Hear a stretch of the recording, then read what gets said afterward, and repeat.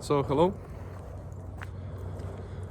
Um, so today why I made this video is specifically because I've been hearing this sentiment lately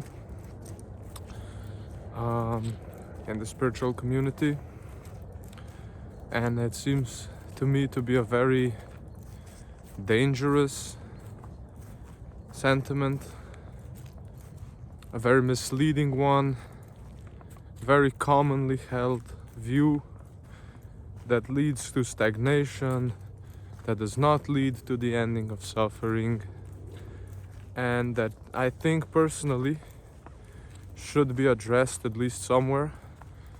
That's why I'm making this specific YouTube video. So the sentiment or the view that I have been seeing a lot lately is specifically the view that, well, there's many ways people phrase this view. Like some people say there is no suffering, or that there is no one who suffers, or that suffering is just we only suffer because we label something as suffering. That's one of the things I've heard. Or so that suffering is just a concept, that there's no suffering and that we only suffer because we label something as suffering. That's basically the sentiment. That's basically what I've been hearing.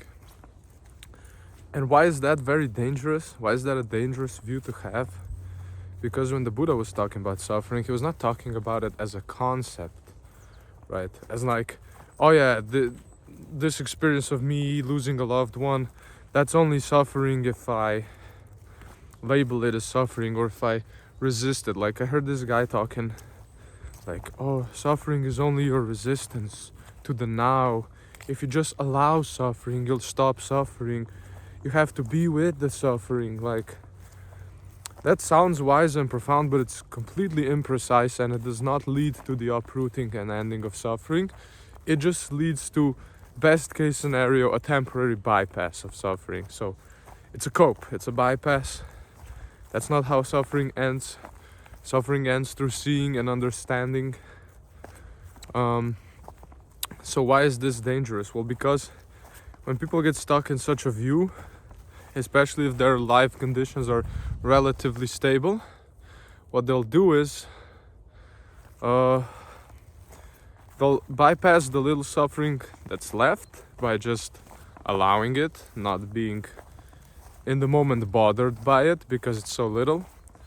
But they understand that, I'll give example, just because a tree in the winter dropped its leaves doesn't mean they're not gonna regrow in the spring. Like, just because suffering is tolerable or not noticeable, or has been bypassed in the moment, does not mean the underlying tendency, the underlying potential, doesn't mean suffering has been uprooted, right? And you can persist in this state of sort of suppressed suffering, bypassed suffering for a long while, long enough to where you could think, oh, I must be enlightened because I'm not suffering. But like I said, that's a very imprecise view, because the Buddha didn't treat suffering as a concept. He treated it as one of the main ways conditioned reality expresses itself. Why? Because everything arises due to conditions, which means three things. It's impermanent because conditions are not permanent, conditions change, so the thing changes, so it cannot be relied as any sort of refuge. Because tell me, a refuge that is impermanent, is that a good refuge? Is that something you should put your stakes in? Like something impermanent, something unreliable, something you can't reliably know even how long it'll last? Then it's not me, mine, or myself. It cannot be reliably owned because we cannot control it, because it's conditioned. That means even if we have any sort of influence on it, we're at best just one of the conditions. And everything needs at least two conditions to come into arising, right? Like if you want a sound, you need like, I'll give a basic sound, you need like 2 sticks to hit together for there to be a sound. Like, so it can't be called me, mine, or myself. And the third characteristic, because it is unreliable and impermanent, and because it cannot be appropriated or owned, it's dukkha, unsatisfactory. Not suffering in the gross sense. See, that's why people make these misconceptions. They get rid of gross suffering and they think that's ending of suffering. But see, that's why mindfulness, investigation of states, and concentration are genuinely important, because there's subtle forms of suffering people don't notice. And that's not them to blame, but I'm just saying that view is dangerous to hold because it actually stalls the path. Like subtle suffering is when you feel a desire, that leaning, that pushiness, like right now, for example, me, right? I have like a desire to eat something, to drink something, and it's, my mind is almost distracted a little bit. I'm doing my best to keep mindfulness running, to stay collected over what I'm talking about. But like that effort I'm putting into maintaining mindfulness and concentration right now wouldn't have to be put in if those base desires were already uprooted. So the dukkha here is, these desires right now, they're trying to push my mind in a direction, they're pulling me somewhere, that's causing a bit of restlessness, and it's making it so where I have to put in sufficient effort to maintain, to unify my mind around something. And they have to be noticed. If they go unnoticed, then they just run your life. My point is, suffering is not some abstract concept. It's literally how conditions express themselves as impermanent, non-ownable, therefore unsatisfactory. Because as long as desire is conditioned, and this makes sense, see, if I do something and I enjoy it, right, wouldn't that be a condition for more desire? Whereas if I remained equanimous, that would not condition more desire, would it? As long as there is unexamined, so that's why investigation of states is necessary. Because if we're just blindly mindful, yeah, we know everything that's going on, but because there was no investigation of states, there was no uprooting. So it was sort of like, you know, but there's no wisdom. So if we leave these things unexamined and just blindly enjoy, because suffering is just resistance, right? So if nothing is examined, what happens is craving conditions more clinging, and clinging conditions more suffering. Like it's basic, like I'm a Beyblade collector at the moment. See, because like I'm not speed running the path. Eventually I do plan on being monastic, but I'm trying to let my sensual desire fall away naturally, like things are cooling down, right? But currently at the moment I am collecting Beyblades. And one of the more unsatisfying things I've noticed about this hobby is, well, they keep releasing new ones, and then I gotta keep buying new ones if I want to keep up. So my desire, like recently I was looking at this set of Beyblades, it was like $100. And right now I'm in between jobs. I have money saved up, but I'm still trying to not just spend it on stuff I don't necessarily need to survive, because you never know, right? So I'm not buying those Beyblades right now, and that caused like a little bit of discomfort. See, my mind wants them, so it's a little disappointed I'm not getting them. And because I always enjoyed getting them, that condition from the past, more craving to have like a collection, and because I often thought about how I wanted a complete collection, right? So some sort of weird fixation on it having to be complete. If I'm missing some Beyblades, it causes a little bit of discomfort. This is very subtle for me because it's mostly cooled down. But I'm also being very precise here, that even very subtle clinging to something causes dukkha. I'm trying to say is, no, Suffering is not caused by resistance. That's only aversion. That's only one of the causes of suffering is aversion, right? No, suffering is not uprooted by just allowing it to be there. Nirvana is not a different perception of reality, as in, well, it's only suffering if I see it as suffering. That's not nirvana. You don't uproot suffering by just thinking it's not real or by not seeing it. That's called bypassing suffering.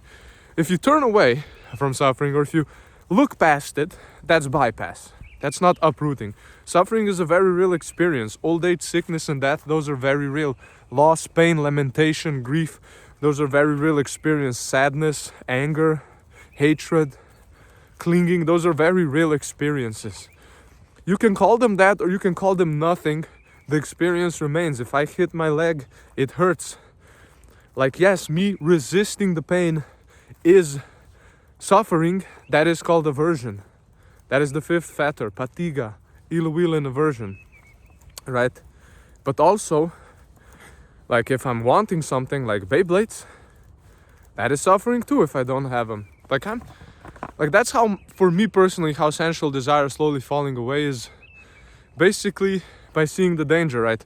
Every time I'm dissatisfied with not having a Beyblade or my Beyblade getting broken or not being able to attend a Beyblade tournament or having to pay for gas because the tournament is far away, every little, or having to genuinely put in mental effort and all the tiredness after and the rush you get when playing it and the dullness after, all of those little things, the mind slowly learns not to reach for it as tightly. Eventually it just lets go.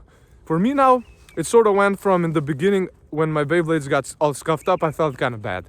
Now I don't care anymore. So my mind let go in that domain. Now, I used to buy all the newest releases. Now, I don't. I don't buy the newest releases. Just if anything particularly interests me, right? So the mind is letting go of it. And eventually I assume I'm just going to stop playing it. I'm just going to give my collection away to somebody. Yeah, I spent a lot of money on it, but who cares? At that point, when that's done, that's done. I'm not going to go out and sell it. I'm just going to give it to the next Beyblade kid that wants my collection. Or someone, like maybe I'll hold a competition for it. I don't know. That doesn't matter right now. But I'm saying is, even when I'm still having hobbies, my own mental orientation is to let them go eventually. Just the thing is, Buddhism is actually very humane. It doesn't force you to do anything. The letting go in Buddhism happens by seeing the danger. So if my mind repeatedly sees this takes effort, this requires maintenance, this takes money, this causes me distress in these areas, the payoff is not proportionate to the cost. Eventually, like even if my current insight is already on that, the system, the karma, the body, the mind has to catch up slowly. So the seeing, that's why it's gradual training, right? You slowly see the cost of certain clinging and the mind lets go, right? And that's the Four Noble Truths. You see the suffering, you see its origin, the clinging, and you see its ending. Because when the mind really repeatedly sees this burns, it stops doing it. And then you see the ending, so the third noble truth, and then you know how that was done. You required sufficient mindfulness because you had to be aware. It required investigation of state, so you had to see, this cause directly causes this result. So clinging directly causes suffering. This has to be investigated by attention. That's why it's called wise attention, because attention is directed. It's like, okay, what is causing this pressure to become right now? This, right? And yeah, basically the whole Noble Eightfold Path's point is to condition seeing in a way where it investigates the fetters enough to where it naturally releases them. And when the mind and when the final knowledge arises, when ignorance has been fully uprooted, that's why I say ignorance is like noticing stuff, not knowing stuff. The mind is fully released, and that release must be crazy. Oh God. Because, well, a lot of things have already ceased for me. And yeah, life is just easier. The less is more. Like, I used to have a lot more hobbies. A lot of them already fell away. Some are still holding on a little bit. I'm never forcing anything. That's why I like Buddhism, because it seems forceful. Oh, you have to abandon desire. But it's abandoned by understanding. It's not abandoned by force. Like, I'm fully aware, I have not understood it deeply enough if I am still grasping at it to any degree. And I leave that open, and I don't lie to myself when sad thing happens. Like, that's just how it works. Like, when I want something, I feel that's not a satisfying feeling, desire, right? Grasping at it. And if I enjoy it blindly, it just conditions more desire. And people who say that, just sit with it, just allow it, yes, that's called equanimity. But equanimity is just one of the factors of enlightenment. Equanimity just allows mindfulness to be a little easier. Because if you're equanimous, you don't get moved by experience, which means it's easier to maintain some general awareness of it. And it's easier for the mind to unify. But suffering will not end. Like the Buddha said, everything felt is included in dukkha. Dukkha will not end until its causes have been completely uprooted. And that's a gradual process. Like for me, self-based dukkha, doesn't arise anymore. If someone insults me, I don't care. Someone's disrespectful or mean, that does no longer produce any dukkha. Not even a potential, right? That's how you know something has been uprooted. When you can't even imagine under any circumstance that arising anymore, right? Like I personally can't imagine under any circumstance if someone insulted me that I would feel bad about it. Not even a thought they shouldn't do this. That means the mind has fully seen the cost of getting offended. The mind has seen being offended causes me anger. That's a pushy feeling. Anger tries to push me into action. It's an unpleasant feeling. It's tension in the head, in the chest. The mind is contracted, fixated on something. The mind has already learned that is unpleasant and it stopped doing it. And it's the same with everything else. That's how the Buddhist path works. Let the mind learn its lesson. Maintain mindfulness, investigate causes, that's wise attention, investigate what is the cause of this state, what is the cause of this suffering, have good concentration, so you have to have enough concentration to stay with the arising long enough till you clearly seen the cost, right livelihood is good, because if you have a wrong livelihood, you have maybe guilt from work or maybe a lot of agitation and stress. So having a nice peaceful job supports meditation, supports mindfulness, supports investigation, right? And right action. So once the mind has seen doing this is a cause for more clinging, which is a cause for more suffering. So right action is basically renunciation, right, in a way. Because let's say, I'll give an example. I have some desire. I see every time I desire that, it's a pressure, it's forcing me to want it, it's uncomfortable. When I get it, it's impermanent. After, it leaves me wanting more. The mind eventually learns this is not a worth it trade. Every time I enjoy it, all I'm left with is more desire, and that's uncomfortable in a way. So the mind stops conditioning it. Every time the desire rises, this time it's not like, how about no? So you just, how about no? The Buddha said you always have two choices, yes and no, right? If you choose no, see, but there's two types of no, kind of, like, if I really think about it. Because one no is out of aversion, like, I shouldn't do this. This condition is more becoming, because this condition is more aversion, right? Like, in the future, you're gonna be like, I shouldn't do this. This is becoming. But if it's no out of like, you've burned your hand in fire before, so now you're not gonna put your hand in the fire. Well, that tendency is uprooted in the sense where it's not even gonna occur to you to put your hand in the fire, right? Like, that's how Buddhism works. The mind gets burned, it sees that what burns it, and it doesn't do that anymore. And that's it. It's not forceful, it's not like I shouldn't do this. It's like, you know what? This causes suffering. I have seen that enough times, I will not do that. And when you've seen enough times that this causes suffering, it doesn't require white knuckling it out. It requires just a sober acknowledgement. I will no longer feed what causes suffering, right? And when you no longer feed it, like, sometimes desire just overpowers you, but stay mindful, don't justify it. The mind lives by justifying it, or by just see it clearly. Yeah, this overpowered me, now I have this dukkha because of it. Like, when you see the causes, the mind naturally stops feeding the causes, and then eventually, because everything arises, ceases, when you stop adding fuel, which is enjoyment, which is engagement, which is grasping at it, eventually it ceases. Cessation, nirvana, right? Cessation is just the natural result of everything, right? When fire eventually burns out if you stop adding fuel. If you keep adding fuel, the appearance of fire keeps going, right? And that's literally how Buddhism works. If I haven't hammered the point down, it's the mind learns what causes suffering due to mindfulness and investigation of states and all the other supporting conditions.